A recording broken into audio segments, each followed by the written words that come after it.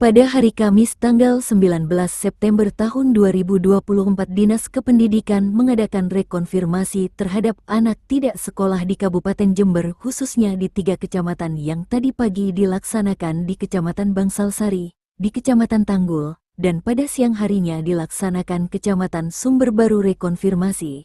Tujuan rekonfirmasi diadakan berikut penyampaian Sekretaris Dinas Pendidikan Kabupaten Jember.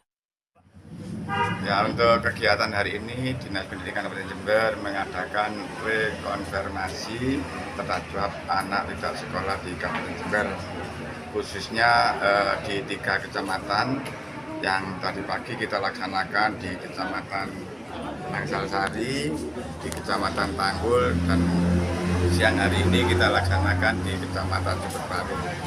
Rekonfirmasi ini sebagai tindak lanjut dari data-data yang ada di Dapodik kami di Pusdatin Kementerian Pendidikan dan Kebudayaan, Riset dan Teknologi. Kita mendapatkan data-data anak yang tidak sekolah itu jumlahnya sekitar 40.000 lebih. Dalam menindaklanjuti itu kita berkolaborasi dengan adanya dulu pelepasan anak-anak adik-adik KKN dari 17 perguruan tinggi yang ada di Jember dikemas dengan KKN kolaboratif. Nah, di situ di samping pendataan untuk stunting, kemiskinan, salah satunya adalah pendataan untuk verifikasi dari data Pusdatin itu. Dari data Pusdatin itu kita verifikasi ke semua desa dan kelurahan yang ada di Kabupaten Jember, tepatnya di 226 desa, 22 kelurahan itu tersebar untuk sebanyak 4.001 mahasiswa dari 17 perguruan tinggi. Alhamdulillah dari hasil itu didapatkan 20.707 anak tidak sekolah. Dari data itu akhirnya Dinas Pendidikan menindaklanjuti agar nanti bagaimana anak itu bisa kembali masuk ke sekolah. Kita adakan rekonfirmasi. Nah, sekarang ini seperti hari ini, contohnya siang hari ini kita memanggil anak yang tidak sekolah tersebut dengan orang tuanya. Kita tanya, mulai awalnya dulu kenapa sih kok putus sekolah, dengan alasan seperti apa, itu nanti di rekonfirmasi nanti datanya ada di situ. Terus selanjutnya penyebabnya apa kemarin. Terus kita motivasi untuk kembali ke sekolah lagi supaya bersekolah lagi. Ini sampling kami di masing-masing desa itu kami buat 10 anak, berarti sekitar satu kecamatan itu 100 yang kita sampling dulu untuk nanti kalau sudah kita bagaimana dari sampling ini kita tindak lanjuti dengan bekerja sama dengan Dinas Pemberdayaan Masyarakat Desa melalui Pak RT RW untuk memverifikasi sama dari jumlah yang 20.000 tadi itu, agar nantinya anak-anak itu memang betul-betul tersalurkan. Dalam artian gini, kalau anak itu masih usia sekolah, ya contohnya tadi di Kecamatan Tanggul saya temui ada anak putus sekolah dari SD swasta ya, kan itu di Dapodik kita tertulis putus sekolah. Ternyata anak itu sudah sekolah lagi di sekolah negeri lah. Itu dengan di konfirmasi ini kan ketemuan, ini berarti sudah sekolah lah gitu.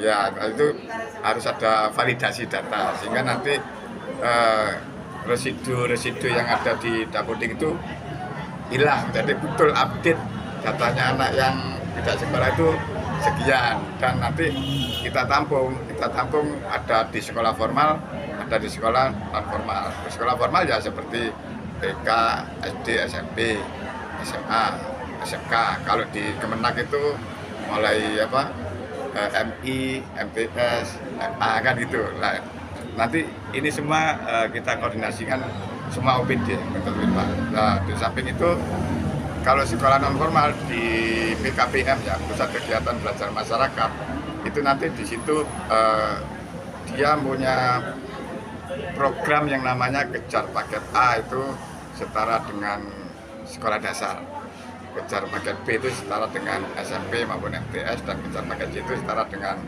SMA, SMK maupun MA.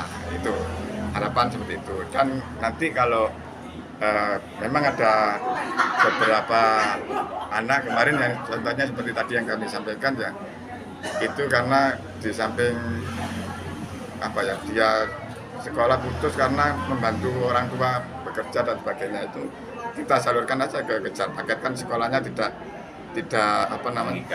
mengikat, tergantung daripada kelompoknya itu sekolah di mana, dan tidak harus di tempatnya PKBM, terdaftarnya di PKBM, contohnya tadi di PKBM Kartini Temurjo, tapi sekolahnya di Karangbayar dan itu.